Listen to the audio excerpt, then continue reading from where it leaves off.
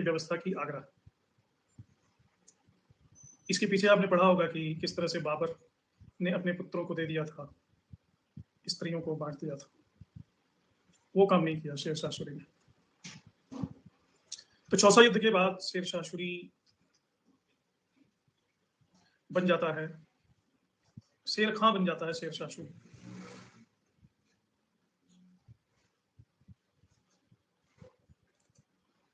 करमावती की सहायता न करना हुमायूं की एक भूल थी, उसने राजपूतों की सहानुभूति खो दी।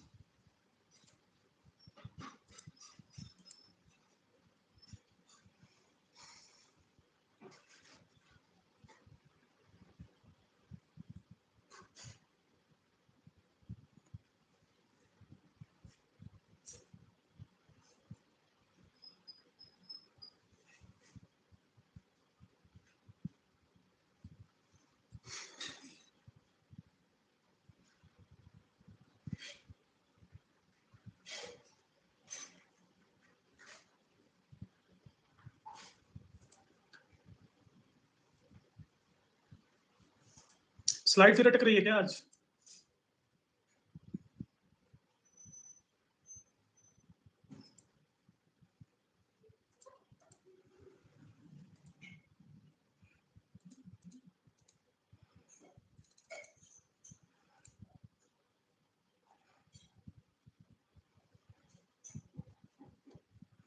अब हम उसके बाद क्या घटनाएं घटी उसका विवरण देंगे।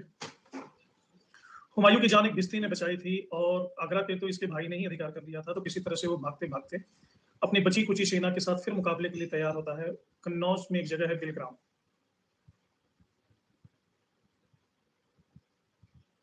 इसे कन्नौज या बिलग्राम का युद्ध कहते हैं। 17 मई 1540 ईस्वी में शेर शाह और हुमायूं के बीच एक खूब घमासान युद्ध होता है और इसमें हुमायूं फिर से हार जाता है। पहली बार हुमायूं हारा तो कम से कम ये था कि भारत में रहना उसके लिए सुनिश्चित था, लेकिन इस बार बिलग्राम के युद्ध के हारने के बाद ये पक्का हो जाता है कि इसको भारत में रहना नहीं। अब यहां से हुमायूं भागता है सीधे फारस, फारस या ईरान, और भारत में दूसरे अफगान डायनेस्टी की स्थापना होती है।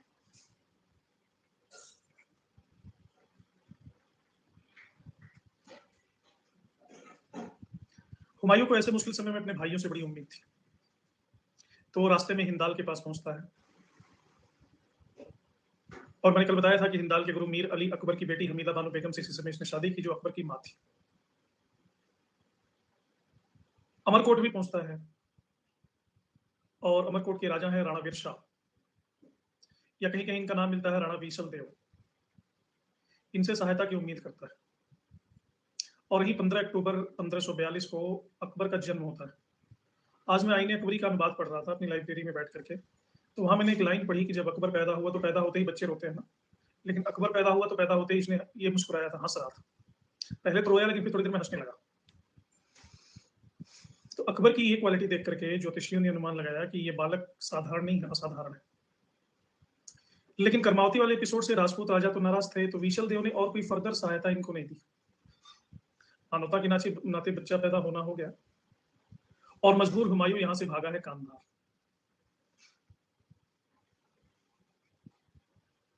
कांधार के शासक थे कामरान और अस्करी।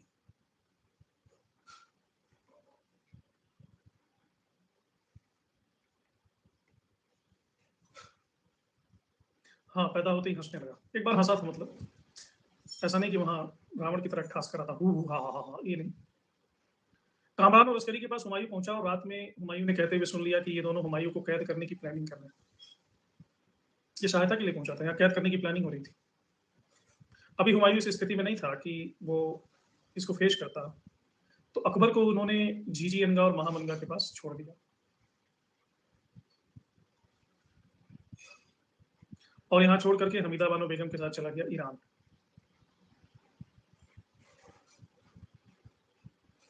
अस्करी के यहाँ अकबर का पालन पोषण होता रहा और अस्करी ने बालक अकबर के साथ सहानुभूति का व्यवहार किया। अस्करी की पत्नी थी सुल्ताना बेगम, इसने अकबर की खूब देखभाल की।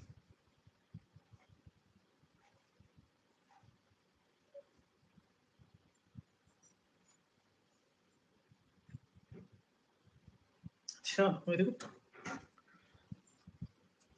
ईरान जब अकबर हुमायूं पहुंचता है तो ईरान के शासक हैं शाह तहमास्प।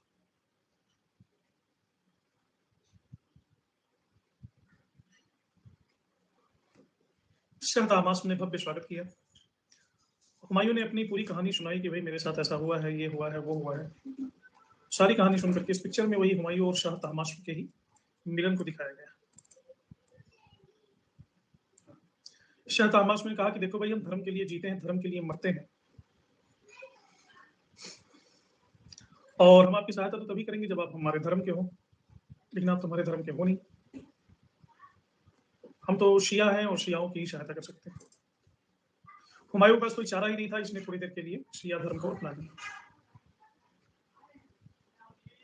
शाह तहमास्प और हुमायूं के बीच ये जो संधि हुई,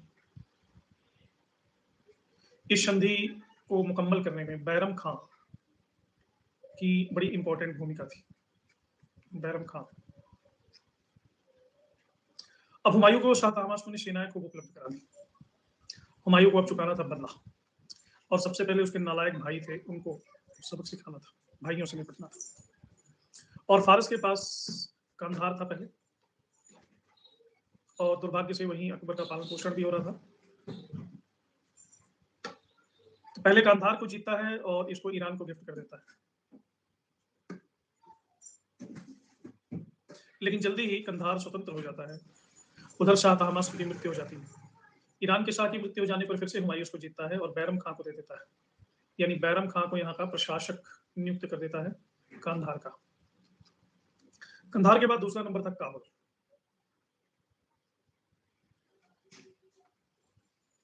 काबुल पर कामरान का अधिकार था। कामरान को हरा करके इसने काबुल को जीता। तीसरा था बदख्शां।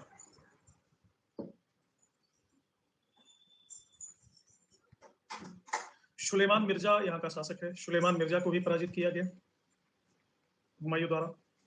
ये सारे इसके भाई ही थे जिनको इसने ही राज्य दिया था, इस पर भी अधिकार कर लिया। कामरान में एक विशेष घटना हुई। कामरान को जीत तो लिया और बदख्शां के लिए निकल गया, लेकिन जैसे ही बदख्शां के लिए निकला वहीं हुमायूं बीमार पड़ गया।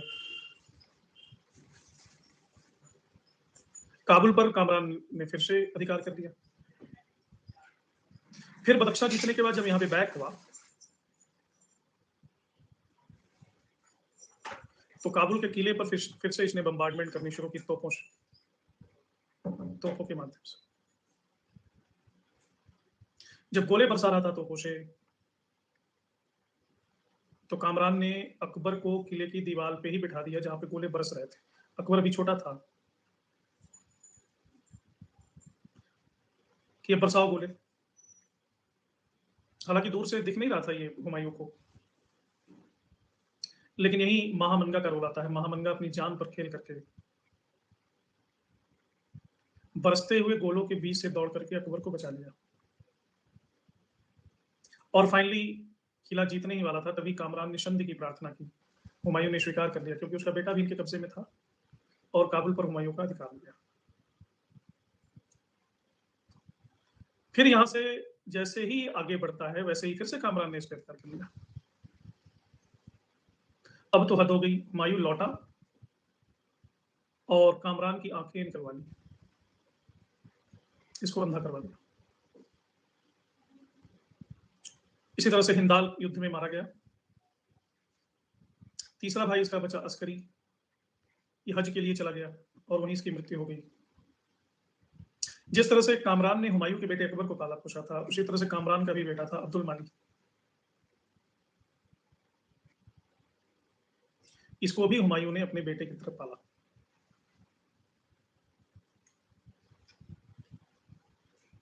तो इस तरह से अपने भाइयों से ये लड़ा। इसी दौरान ये समय लगभग 1553 ईस्वी का था। एक दुर्घटना में बारूद से शेरशाह की मौत हो गई भारत में। अब शेरशाह के जितने भी बच्चे थे वो लड़ने लगे आपस में साम्राज्य के लिए। कई प्रांतीय शासक स्वतंत्र हो गए, जैसे पंजाब में सिकंदर शूर, संभल में इब्राहिम शूर, बिहार में आदिल शाह, मालवा में बाज बहादुर, बंगाल में मोहम्मद शाह। ये सारे शासक स्वतंत्र।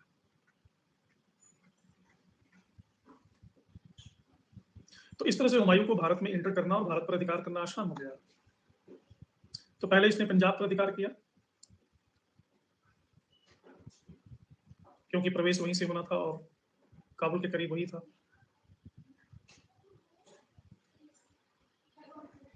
और number of chain of battles हुए। 15 मई 1555 को मच्छीवाड़ा का युद्ध हुआ, इसमें हुमायूं विजयी होता है। 22 जून 1555 को ही सरहिंद का युद्ध हुआ।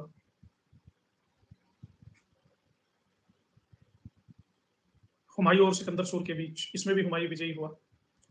इसी सरहिंद के युद्ध से भारत में अफगान शासन का अंत हो गया और इसी सरहिंद के युद्ध से भारत में दूसरे मुगल साम्राज्य की स्थापना हुई। तो जो खोया हुआ राज्य था, ये इनको फिर से धीरे धीरे मिल गया। तो ये था loss of battle and restoration of battle. यहां तक क्रोनोलॉजी समझ में आ गई सभी को?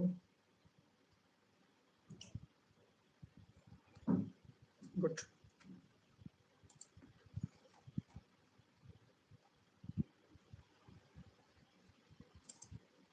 शेर खान ने शेरशाह की उपाधि किस युद्ध के बाद ली? चौसा, चुनार, कारिंजर, दोहरिया।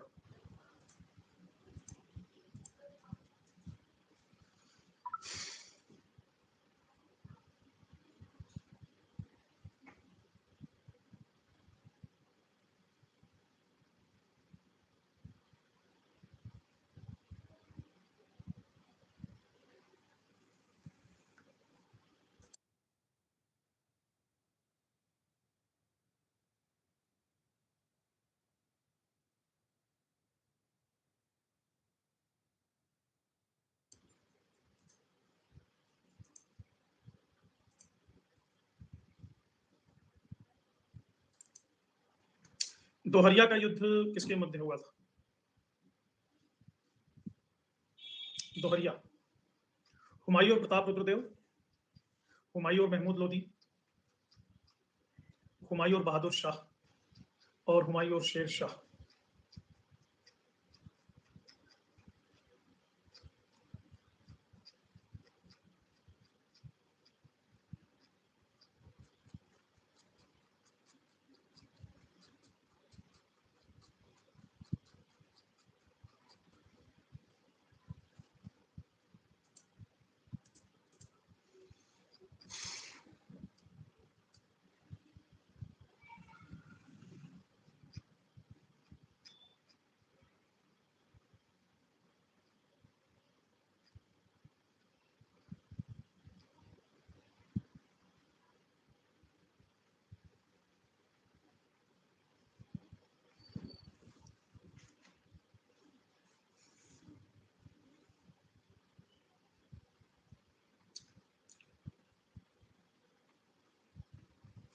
हुमायूं और महमूद लोदी के बीच हुआ था ना?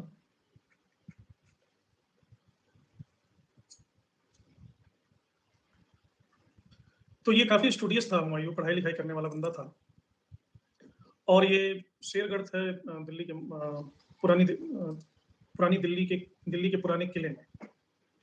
इसके ऊपर इसने अपनी लाइब्रेरी बना रखी थी यहाँ पे, इसके अंदर। और यहाँ ऑब्जर्वेटरी बना रखी थी, यहाँ पे अपना दूरबीन वगैरह रखता था ऊपर, और यहाँ से वो ग्रह नक्षत्रों को भी देखा करता था, सुशांत सिंह राजपूत की तरह। ये इसका शौक था। अब सिचुएशन ये हो गया कि सब जीतने के बाद, रिस्टोरेशन के बाद, ये विद्या विष्णी तो था ही, ऊपर एक बार शाम को बैठ करके ग्रह नक्षत्र ये ढूंढ रहा था कि 20 जनवरी 1556 ईस्वी को अजान की नमाज हुई और शेर मंडल की पुस्तकालय, तो जल्दी जल्दी उतरा, ये शेर मंडल भी कहते हैं, और सीढ़ियों से फिसल करके घायल हो गया, काफी चोटें आई। 24 जनवरी को इसकी डेथ हो गई। अब अभी अभी हिंदुस्तान का साम्राज्य इसको वापस मिला था। अब दिक्कत ये होगी कि अगर सभी को दिखाने लगा जाए हिंदुस्तान का साम्राज्य, ये सीढ़ियां काफी सक्रिय सीढ़ियां हैं शेर मंडल की, इन्हीं से गिर के इनकी डेथ हुई। तो 17 दिन तक हुमायूं को ये डिस्क्लोज नहीं किया गया कि इसकी डेथ हो गई है, क्योंकि अगर डिस्क्लोज किया जाता तो नौदभिर मुगल साम्राज्य में विद्रोह की आशंका थी। तो इसी का मिलता-जुलता एक किसी का रिश्तेदार था, मुल्ला बेक्सी।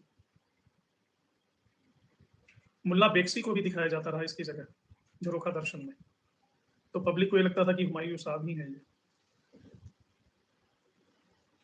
तो ये मकबरा जो हमने दिखाया, ये इसकी बीबी हाजी बेगम ने निर्मित कराया था। अकबर के टाइम पीरियड में इसका निर्मित कराया था, दिल्ली में। तो इस पर रिसर्च करने वाले अंग्रेजी इतिहासकार लेन पुल हैं, वो लिखते हैं कि जीवन भर लड़खड़ाता रहा और लड़खड़ाते इसकी मौत हो गई। हाँ, हम शक्ल था।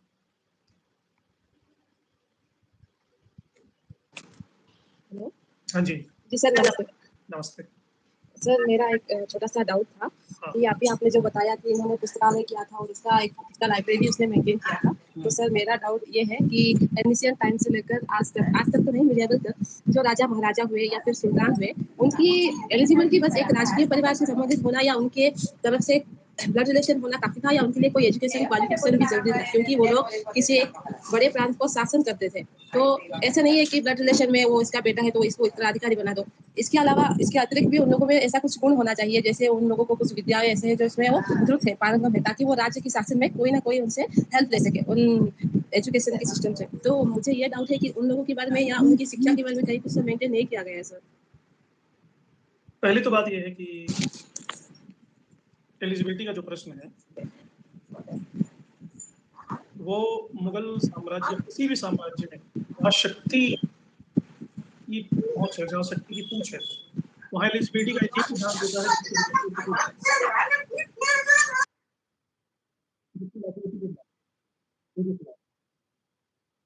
दूसरी बात यह है कि ये कोई आईएएस एग्जाम नहीं होती यहाँ पे, या ये जीपीएस एग्जाम नहीं होती यहाँ पे, हमको एलिजिबिलिटी सिद्ध करनी पड़ेगी और फिर हम अधिकारी बनेंगे। राजा का बेटा राजा ही बनेगा। अब जाकर के भारत में ये चेतना फैली है कि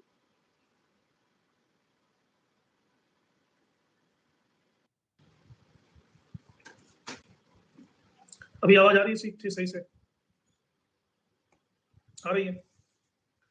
भारत में अभी पिछले 4 साल पहले तक ये चेतना थी कि ये अधिकार है कि जो राजा है उसका पुत्र ही अगला राजा बने। अधिकार, वंशवाद हमारे खून में। इवन लोकतंत्र में आप देखिए, भारत में एक ही परिवार ने शासन किया बहुत दिनों तक और किसी को इफ और बट भी नहीं हुआ, किसी को कोई तकलीफ नहीं हुई।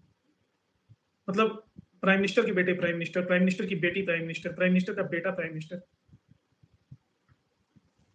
ये पीढ़ियों तक होता रहा। अब जाकर के वर्तमान में जनता इसके प्रति जागरूक हुई है और नेपोटिज्म को, वंशवाद को, डायनेस्ट को सिर्फ इसलिए एलिजिबल ना मान लिया जाए क्योंकि वो राजा का बेटा था। अभी चुनाव के जो रिजल्ट आए 4-5 चुनाव के, वहां डायनेस्ट को हरा दिया गया। एक बहुत बड़ा पॉलिटिकल मैच्योरिटी है ये। पंजाब में जहां पे हूं, जितने भी रजवाड़े पजवाड़े थे, सब खुद हार गए, अपनी सीटों से ही हार गए। जो उनकी पुश्तैनी सीटें थी वहां से हार गए। किसी को मोबाइल वाले ने हरा दिया, किसी को रिक्शा वाले ने हरा दिया, किसी को छोटे दुकानदार ने हरा दिया, किसी को छोटे क्लर्क ने हरा दिया। ये स्थिति है। ये धीरे धीरे क्रमशः विकसित हो रही है। मुगल काल, मुगल जो सत्ता आधारित थी, वो कोई न्यायपूर्ण व्यवस्था नहीं थी, वो कल्याणकारी राज्य की अवधारणा नहीं थी। वहां वो राजा बन रहे हैं अपने सुख सुविधा नाम वाम के लिए। वहां राजा इसलिए नहीं बन रहे हैं कि ज्यादा से ज्यादा जनता के सुखों को बढ़ाएंगे, जनता की सेवा करेंगे, जनता का कल्याण करेंगे। ये उनका उद्देश्य नहीं है मुगल काल में। और ये भीषण शोषण पे आधारित व्यवस्था थी। इरफान हबीब ने तो अपने रिसर्च में इस चीज को सिद्ध किया है कि ये जो इमारतें बनती थी अरबों खरबों रुपए खर्च करके, किसान की गाढ़ी कमाई को टैक्स के रूप में ले लिया जाता था, उसको प्रताड़ित किया जाता था। आम आदमी का जीवन इतना बुरा था कि उनके शरीर पर केवल क्लॉथ्स हो, वही उनके लिए लग्जरी थी। कपड़े पूरा नहीं पहनते थे, आम आदमी कपड़े नहीं पहनते थे, केवल लंगोटी पहनते थे या नीचे धोती पहनते थे, ऊपर नंगे बदन रहते थे। उनकी स्थिति हमेशा से ही बुरी थी, उनके बारे में लिखा ही नहीं गया, उनके बारे में सोचा ही नहीं गया।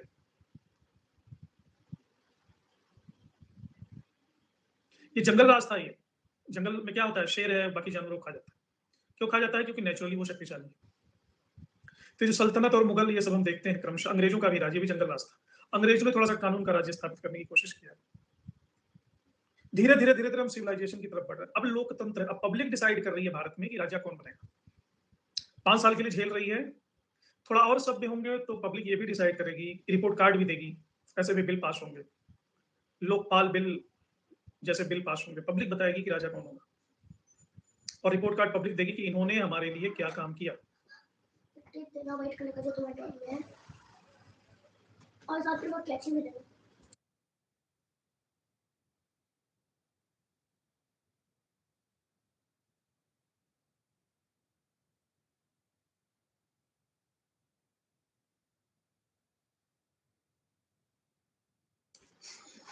तो ऐसा कोई नियम, समझ गए बात को?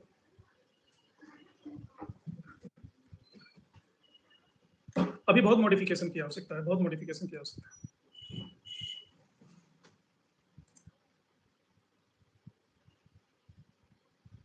है। बेटी कैंची लेने आई थी। तो कुछ और हुमायूं के बारे में जानकारियां मिलती हैं, जैसे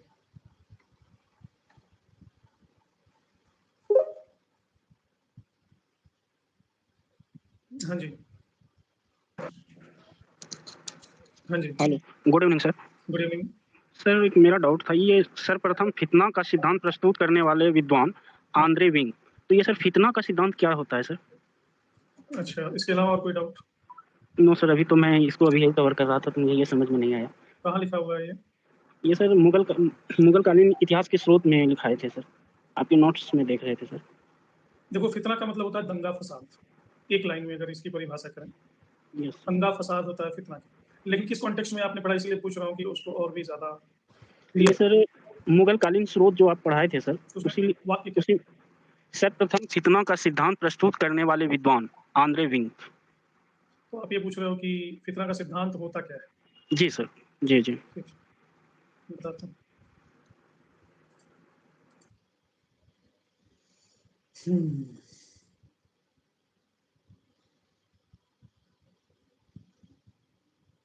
आंद्रे विंक ने एक किताब लिखी है, उस किताब का नाम है land and sovereignty in India.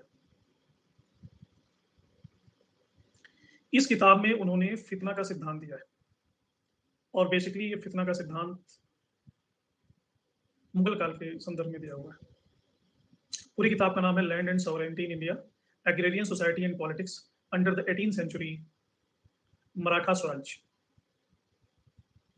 Cambridge University ने इसको पब्लिश किया है। ये जब हम आगे आपको कल्चर ऑफ मुगल इंडिया पढ़ाते हैं, तो वहाँ हम आपको बताते हैं डिटेल में, क्योंकि इसका एक लंबा बैकग्राउंड भी आपको चाहिए होगा। बिना बैकग्राउंड के शायद ये समझ में नहीं आएगा। मुगल सामाजिक व्यवस्था, आर्थिक व्यवस्था, इनका एग्रेरियन सिस्टम, ये सब बताने के लिए इसके पीछे जरूरी है। लेकिन मोटा मोटी हम ये बता सकते हैं कि ये मुगल रूल का भारत में एनालिसिस इन्होंने किया है, खासकर मराठा स्वराज्य, सेल्फ रूल, पेशवा का शासन, इसके कॉन्टेक्स्ट में, और कैसे मराठा डोमिनियन फितना के प्रोसेस से डेवलप हुआ है, मराठा सॉवरेनिटी कैसे फितना के प्रोसेस से डेवलप हुई है, ये इन्होंने बताया। मुस्लिम एक्सपेंशन हो रहा था औरंगजेब के शासनकाल में, जहांगीर से ही शुरू हो गया था साउथ इंडिया में, और इधर मराठे एक शिफ्टिंग अलायंस कर रहे थे पूरे हिस्ट्री में। तो एक पर्सपेक्टिव यहाँ पे देते हैं आंद्रे विंक हिंदू मुस्लिम रिलेशनशिप का प्री ब्रिटिश पीरियड में, और nature of Indo Muslim state, और इसके मोस्ट सक्सेसर जो थे, और इसमें बहुत ही कॉम्प्लेक्स वे में इंटरवोवन है लैंड और लैंड रेवेन्यू का भी institution, physical system, monetary system, economy, सब कुछ।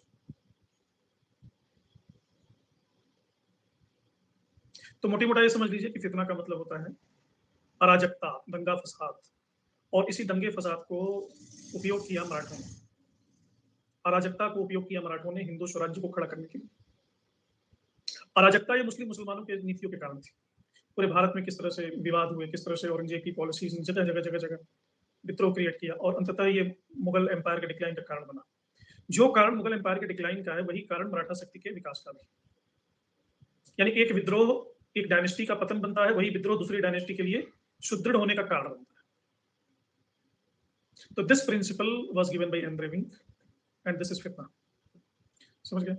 बाकी आगे डिटेल में हम बात करेंगे इसको।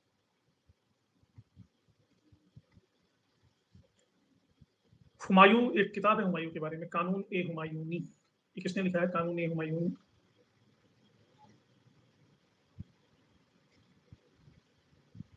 ख्वांदमेर।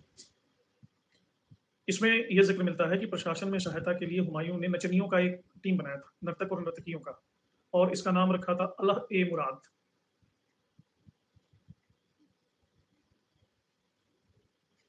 अलह ए मुराद दिल्ली में शाही स्त्रियों के लिए एक बाजार भी डेवलप किया था, मीना बाजार। ज्योतिष के लिए बड़ा ही ये अंधविश्वासी था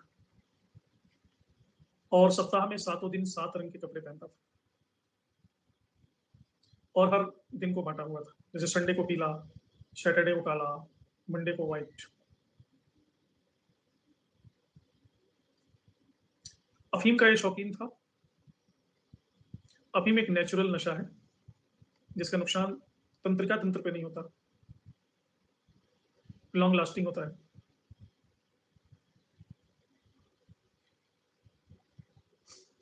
प्रशासन में सहायता के लिए अलह ए मुराद बनाया था। प्रशासन में नर्तकियों का या इस तरह के लोगों का बहुत ही इंपॉर्टेंट रोल होता है, खासकर तब जब किसी विरोधी का कोई राज बाहर करना हो। ये जासूस के रूप में काम करते थे। नर्तक और नर्तकी जासूस के रूप में दूसरे के राज को बड़े आसानी से निकाल सकते हैं, क्योंकि जहां लोग मनोरंजन के लिए गए हैं, जहां जाम से जाम टकराए जा रहे हैं, शराब पी जा रही है, मदहोशी छाई हुई है, वहां सब लोग अपनी प्राइवेट बातें करने लगते हैं। 2 पैग लेने के बाद ना, तो चल तू मेरे बारे में 2 अच्छाई बता, 2 बुराई बता। तो वो दूसरा वाला भी मस्ती में बताता है। कुछ लोग तो इंग्लिश बोलने लगते हैं, जिनको थोड़ी बहुत टूटी फूटी इंग्लिश आती है, खूब बोलते हैं।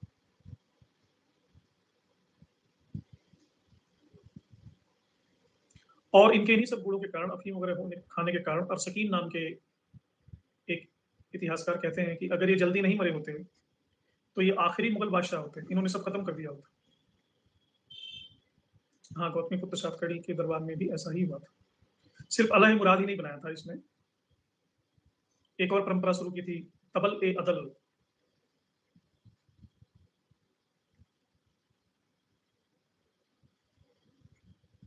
न्याय के लिए ढोल बजाने की परंपरा, जिनको न्याय चाहिए वो ढोलक ला टांग के अपने आगे और उसको बजाते हुए जाता था। और ज्योतिष के लिए खुद आग्रही नहीं था, इसने अपने दरबारियों के लिए भी ज्योतिष के अनुसार उसी रंग के कपड़े पहनना अनिवार्य कर दिया था, जिस रंग के कपड़े खुद पहन के आता था। दीन पनाहनगर इन्होंने बसाया था, ये मैंने कल ही बताया था। किस हेतु दीन पनाहनगर बसाया था?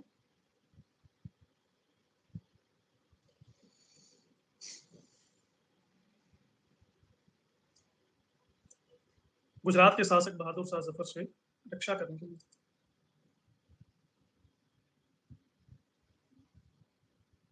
ये शेर मंडल लाइब्रेरी है, इसका निजाम था मुल्ला सर।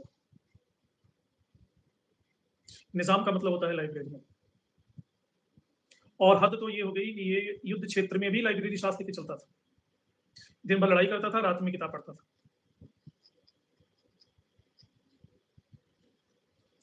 ये हुमायूं के संदर्भ में कुछ तथ्य थे। बिलग्राम का युद्ध निर्णायक था, भारत में द्वितीय अफगान वंश की स्थापना हुई।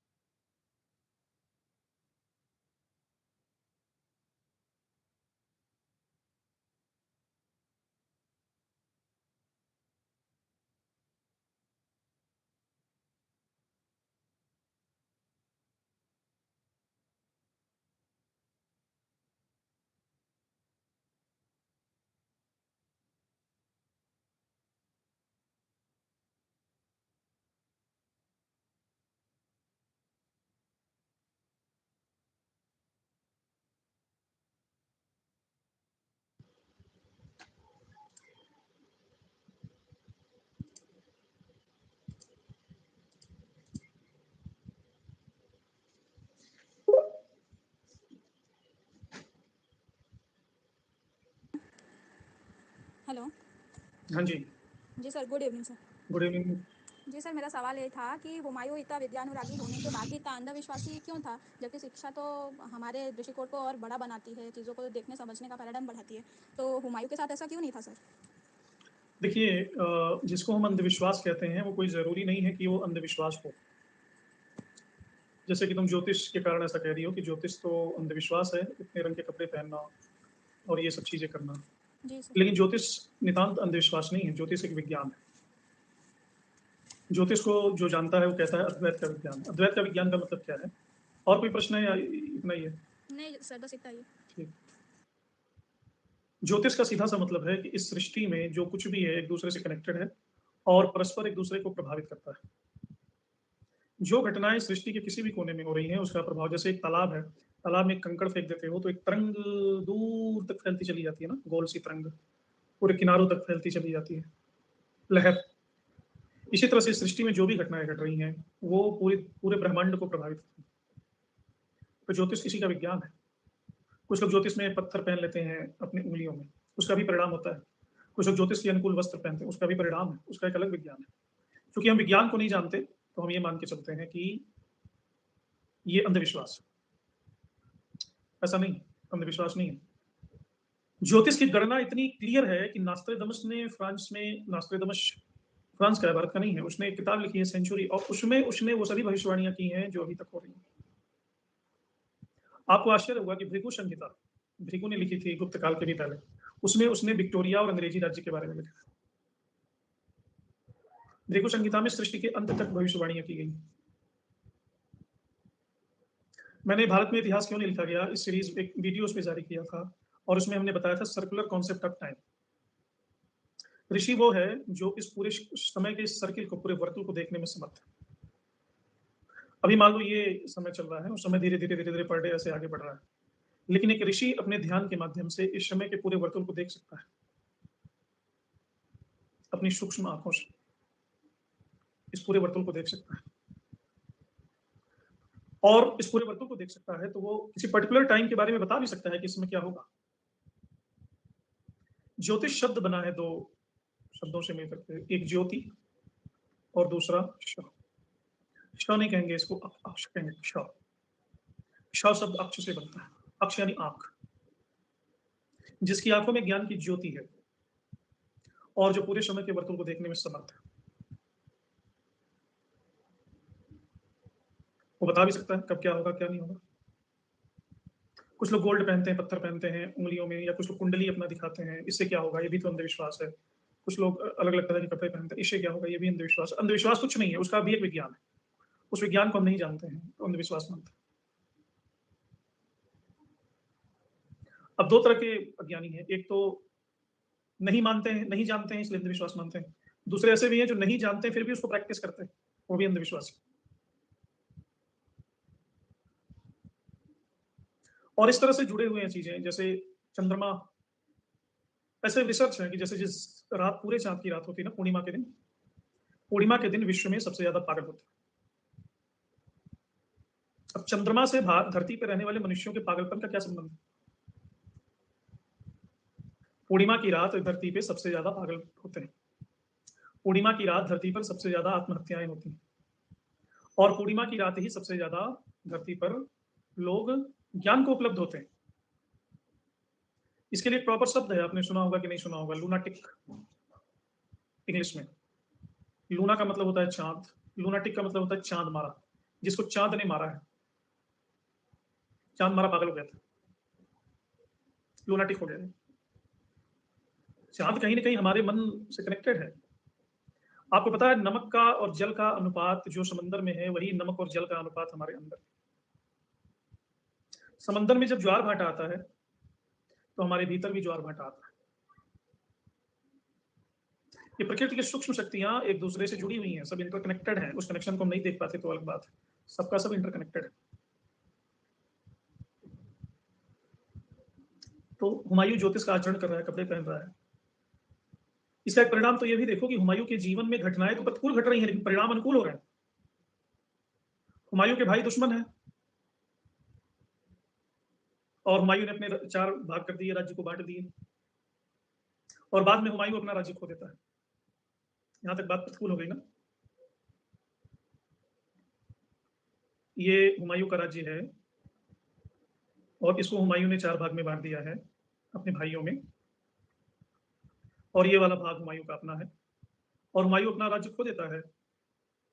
अगर हुमायूं 4 भाग में नहीं बांटता तो जब हुमायूं जब खोता अपने राज्य को, तो ये पूरा राज्य खो देता, सिर्फ यही नहीं खोता। इसीलिए तो इसने इतनी जल्दी रीस्टोर कर लिया, क्योंकि एक छोटा हिस्सा उसने खोया था। इस बांटने का हमेशा प्रतिकूल परिणाम नहीं, अनुकूल परिणाम भी है। हुमायूं के भाई दुष्ट हैं, हुमायूं मारे मारे फिर रहा है, उसी में वो शादी भी कर रहा है, हनीमून भी मना ले रहा है, बच्चा भी पैदा कर ले रहा है, और इतिहास का सबसे प्रतापी बच्चा इसी का पैदा हुआ, और किसी का हुआ। अकबर जैसा कोई है मिडिवल हिस्ट्री में? अनपढ़ है फिर भी इंटेलिजेंट है, चक्रवर्ती सम्राट। इतिहास में 2 ही को ग्रेट कहा गया, Ashoka the great, Akbar the great. Superficially परिस्थितियां प्रतिकूल दिख रही हैं, लेकिन परिस्थितियां हैं अनुकूल।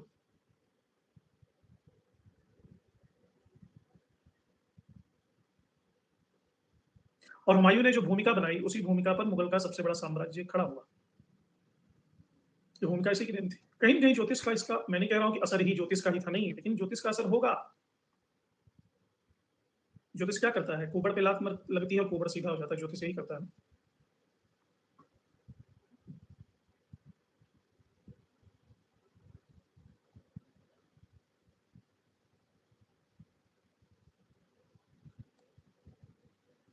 हाँ, वो बिल्कुल सही बात है। संजय को वर्तुल देखने की क्षमता नहीं प्रदान की गई थी। संजय को जो प्रदान किया गया था वो था क्लियरवॉयंस। क्लियरवॉयंस क्या होता है? क्लैरवॉयंस। वर्तमान घटना देख सकता था, संजय वर्तुल को नहीं देख सकता था। संजय दूर बिना घटना स्थल पे रहे उस घटना को दूर से देख सकता था। और ये वर्तुल को देखना, वेदव्यास भी वर्तुल को कहाँ देख पाए? वेदव्यास अगर वर्तुल को देख पाते तो महाभारत रोक नहीं लेते। महाभारत रोक कहाँ पाए?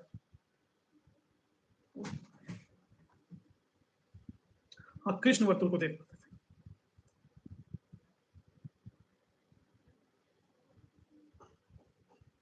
भारत ने विज्ञान की वो गहराई का अनुसंधान कर लिया था जो आज हम जिस चीज का अनुभव कर रहे हैं। और विडंबना देखो कि विज्ञान की, वर्तुल में सर्किल, गोला, गोल, सर्कुलर। भारत ने विज्ञान की पराकाष्ठा को छू करके उसको छोड़ दिया। भारत में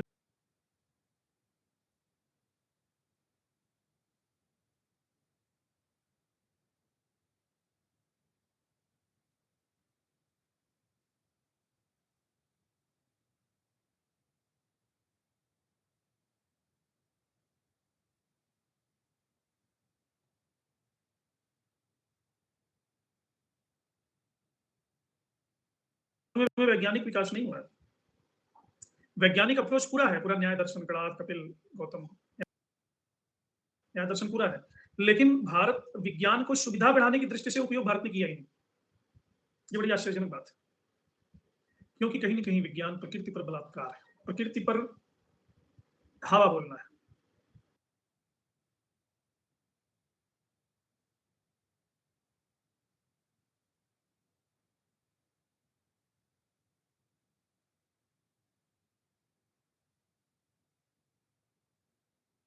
प्रकृति पर बलात्कार है, प्रकृति पर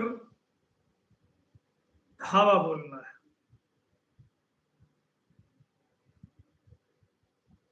कहीं न कहीं विज्ञान प्रकृति की सहजता को खंडित करना है, प्रकृति को बर्बाद करना है।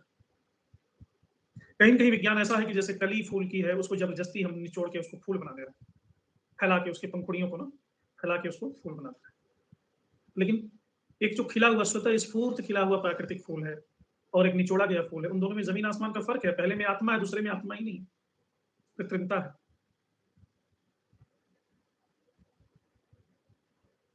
तो भारत ने विज्ञान के सारे रहस्य तो खोज लिए, लेकिन उनका उपयोग ही नहीं किया, क्योंकि विज्ञान ज्यादा से ज्यादा आपको शारीरिक सुविधा देता है और कुछ नहीं देता, कुछ नहीं देता। शारीरिक सुविधा, और शरीर की सबसे बड़ी व्याधि है शरीर को सुविधा देना। शरीर एक ऐसा यंत्र है जिसको जितना एक्टिव रखोगे उतना ही आपके काम आएगा।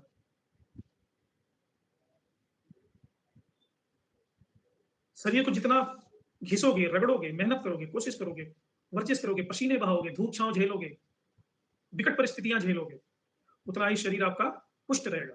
शरीर को सुविधा देना ही शरीर की सबसे बड़ी असुविधा, सबसे बड़ा रोग है। स्वास्थ्य का अनुभव वो नहीं कर पाते जो शरीर को सुविधा में रखते हैं। स्वास्थ्य का अनुभव वो कर पाते हैं जो शरीर का हर अंग का पूरा काम लेते हैं, उसमें कोताही नहीं करते। तो ये सत्य भारत ने बहुत पहले जान लिया था कि विज्ञान का परिणाम यही होगा कि प्रकृति नष्ट हो जाएगी, शरीर नष्ट हो जाएगा, जीवन नष्ट हो जाएगा और औषधियों पर निर्भर हो जाएंगे और बर्बाद हो जाएंगे, जो कि हो रहा है। आज देख लो क्या हो रहा है। Global warming, green house effect, pollution, population, बीमारियां, कोरोना। हम नहीं सोच सकते हैं कि 10 साल बाद हमारे साथ क्या होगा। कोई बीमारी छोटी मोटी हो जा रही है, कैंसर तो सर्दी जुकाम हुआ, आम बात होगी, सबको कैंसर हो रहा है, जिसको देखो उसी को कैंसर हो रहा है। हम समय की धारा में विकसित हुए हैं कि विनाश की तरफ गए हैं, ये पक्का किसी को पता है? निर्विवाद रूप से कह सकते हो कि हमारा विकास हुआ है? कौन कह सकता है निर्विवाद रूप से कि हमारा विकास हुआ है?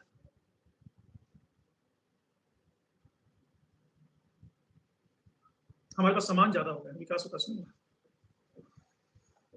ठीक है जी, और कोई प्रश्न?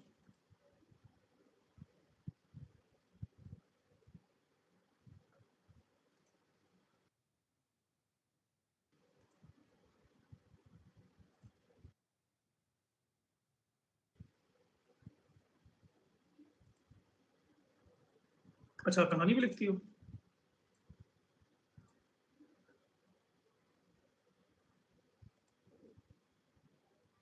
ओके, देवमित्रा। अब हम कुछ क्वेश्चन करते हैं जो बाबर और हुमायूं से रिलेटेड है। विकास कुछ नहीं हुआ है जी, पतन ही हुआ है। फिरदौस मकानी के संस्मरणों को तुर्की से फारसी में अनुदित कर निम्नांकित में से किसने अकबर के समक्ष प्रस्तुत किया और अत्यधिक प्रशंसा बटोरी? अब्दुल रहीम खाने खाना, अबुल फजल बदायूनी फैजी।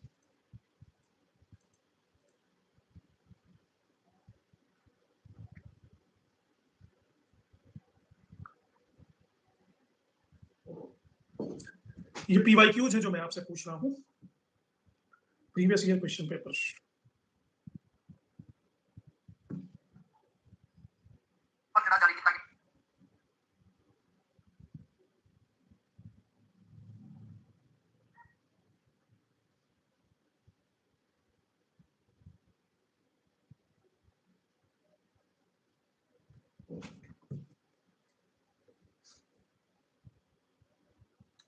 फिरदौस मकानी का मतलब होता है कि जो स्वर्ग में रहता है, स्वर्ग के बगीचे में जिसका मकान है।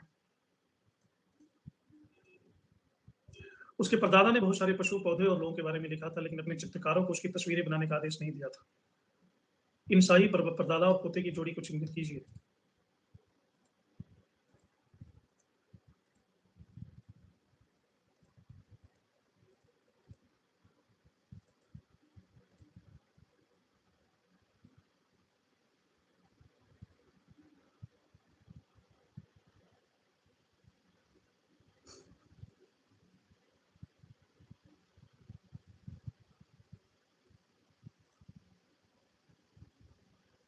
ये क्वेश्चन डिफिकल्ट इसलिए लग रहे हैं अभी जहांगीर हमने पढ़ा नहीं है, सिर्फ बाबर और हुमायूं पढ़ा है ना। बाबर के काल में वजीर की भूमिका और उसकी शक्तियों के बारे में निम्नलिखित कथनों में कौन सा सही है? बाबर के काल में वजीर की शक्ति एक बार फिर स्थापित हुई। बाबर का वजीर निजामुद्दीन खलीफा शासक के प्रति वफादार था। बाबर ने उसे राशि ऐश्वर्य का स्तंभ कहा है। हुमायूं के राज्यारोहण में निजामुद्दीन ने महत्वपूर्ण भूमिका अदा की थी।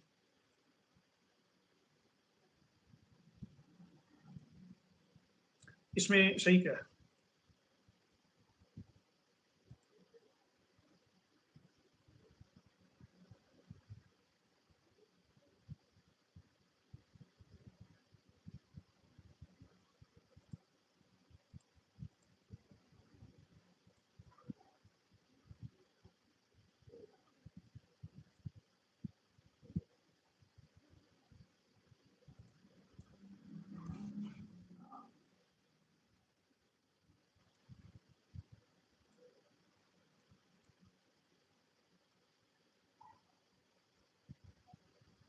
बाबर की मृत्यु आगरा में होने पर हुमायूं की शासन के प्रति उदासीनता से उसके विरुद्ध षड्यंत्र भी हुए, लेकिन अंत में निजामुद्दीन खलीफा के प्रयासों से वह सत्तारूढ़ हुआ।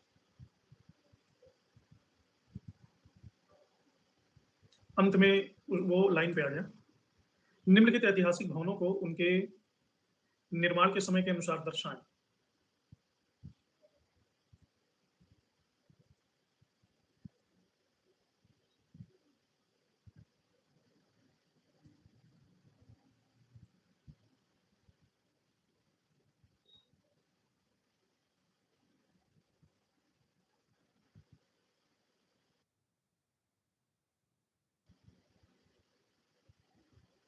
हुमायूं का मकबरा, अटाला मस्जिद, राबिया उद दौरानी का मकबरा, शेर शाह का मकबरा, इनका जो टाइम पीरियड वही निर्माण होगा।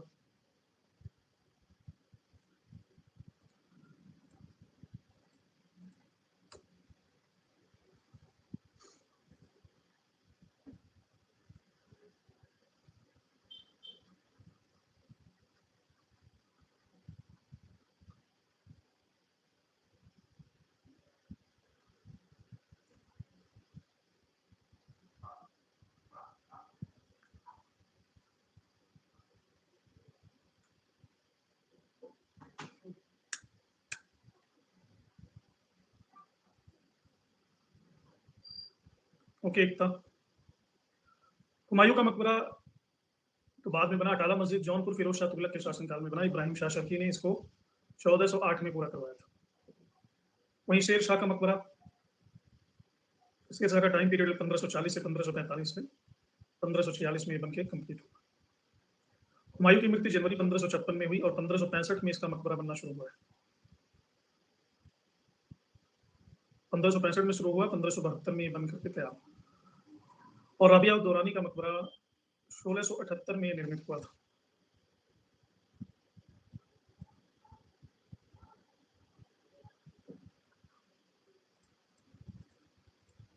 मुगल काल में गज के विभिन्न प्रयोगों के संदर्भ में निम्न कथनों पर विचार करें। अबुल फजल ने लिखा है कि हुमायूं का गज सिकंदरी 32 अंगुल था। अबुल फजल बताता है कि गज इलाही की लंबाई 41 अंगुल के बराबर थी। दीराए शहजहानी और 35.5 अंगुल से थोड़ा कम था। और तुजुक जहांगीरी में बड़ी थी गज शरी की लंबाई 26 अंगुल थी। ये आईन अकबरी से सीधा पूछा गया है क्वेश्चन, और तुजुक जहांगीरी से।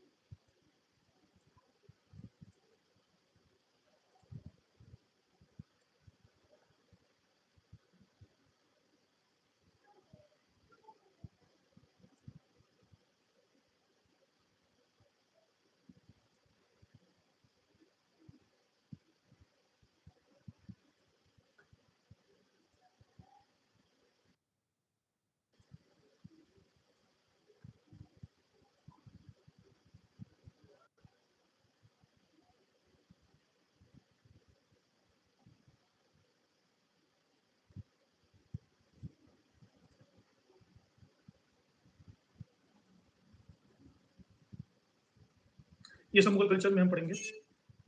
चशनामा और बाबरनामा क्रमशः किस भाषा में लिखे गए?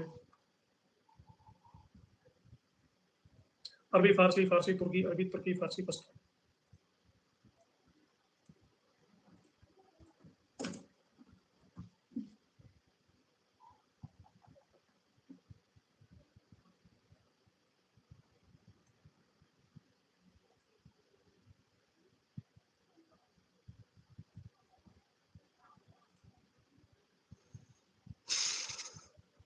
चशनामा अरबी में लिखा गया है और बाबरनामा भी हमने पढ़ा तुर्की में लिखा गया है।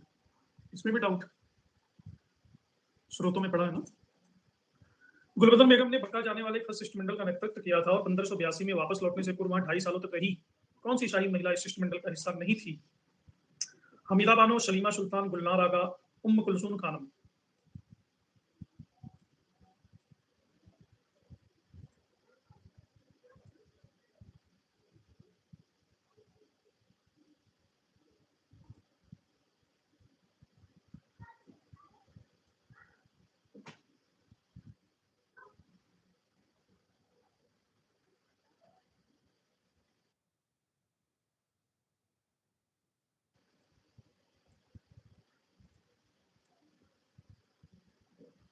गज सिकंदरी का प्रयोग सिकंदर लोदी से अकबर काल तक चला। अकबर ने इसको गज इलाही में परिवर्तित किया था। तो हुमायूं के टाइम में भी गज सिकंदरी ही यूज हो रहा था, बाबर के टाइम में भी यूज हो रहा था। और दूसरी बात यह है कि आप लोग डेटा इंटरप्रिटेशन की क्लास क्यों नहीं करते?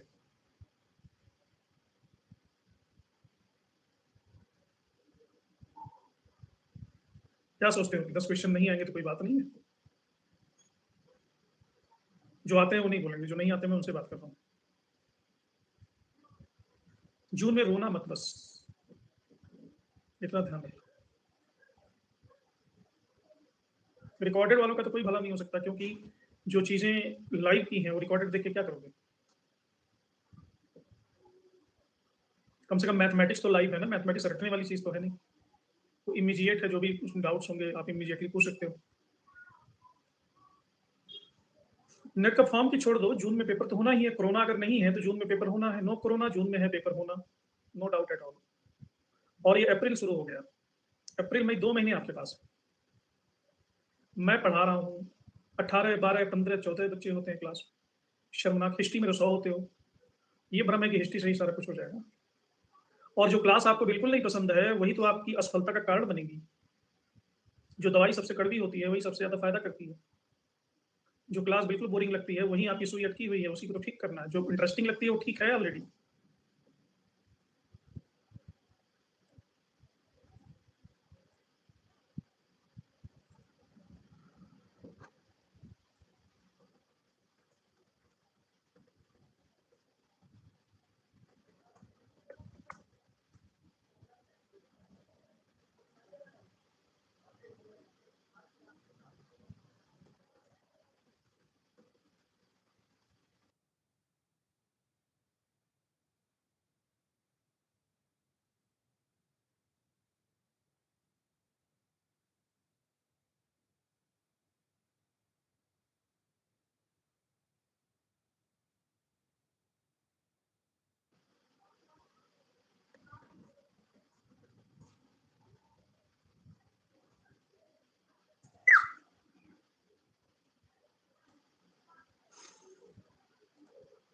ये हुमायूं का मकबरा, इतनी बड़ी पिक्चर आप लोग को दिखाई थी मैंने।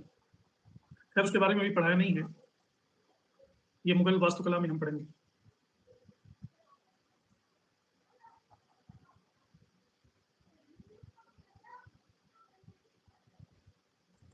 कौन सी मुगल राजसी महिला थी जिसकी मृत्यु के बाद बहुत से राजपूत अमीरों ने अकबर के साथ अपने सिरों को मुंडवा दिया? गुलबदन, हमीदा बानो, महामंगा, बानमती बाई।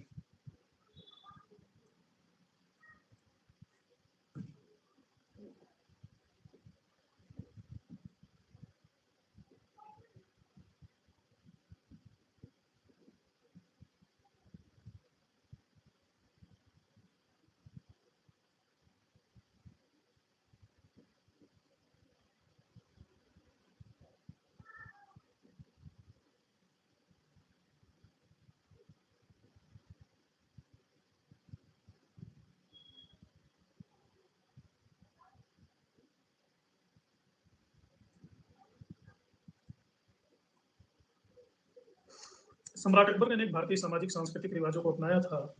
इसमें एक था मुगल शाही परिवार के किसी सदस्य की मृत्यु के पश्चात सिर मुंडवाना। वह कौन सी महिला थी जिसकी मृत्यु के पश्चात अकबर ने 1604 में अपनी सिर और मूंछें मुंडवा दी थी? नहीं, अकबर हिंदू परंपरा को भी मानता था ना, जहां पे जस्टिफाइड था।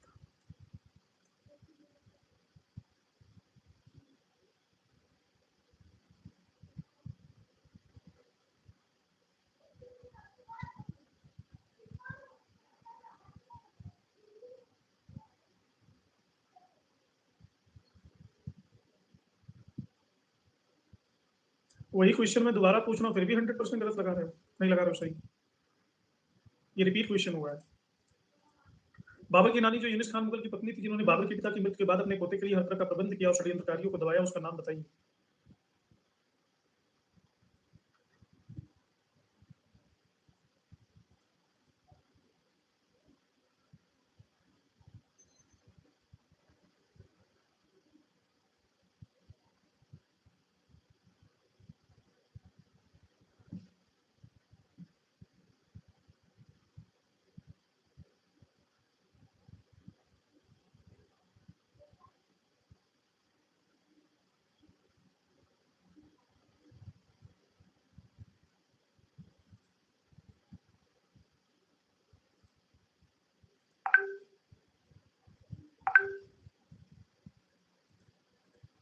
पुराने किले के सामने दिल्ली में खैर मंजिल नाम की मस्जिद का निर्माण किसने करवाया? ये सब वही पढ़ना है, ये पढ़े नहीं हो इसके चक्कर आ रहे हैं। ये मैं बता रहा हूँ किस तरह से क्वेश्चन आते हैं, तभी तो ध्यानपूर्वक पढ़ोगे।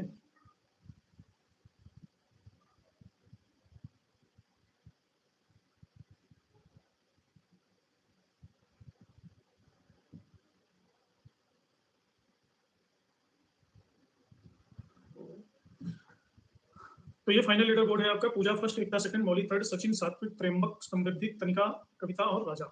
इसी के साथ इस सत्र को विराम देते हैं। मिलते हैं पेपर 1 की क्लास में रात 9 बजे। तब तक सभी को बाय बाय।